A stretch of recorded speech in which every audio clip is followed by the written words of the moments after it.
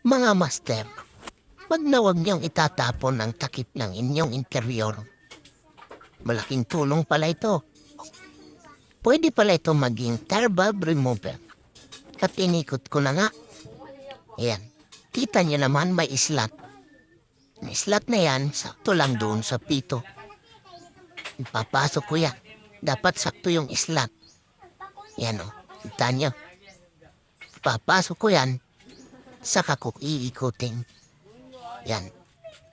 Tapos matatanggal na yung bulb ng ating interior.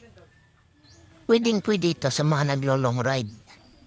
Siraan man kayo, kaya maplatan, pwede ito sa inyo.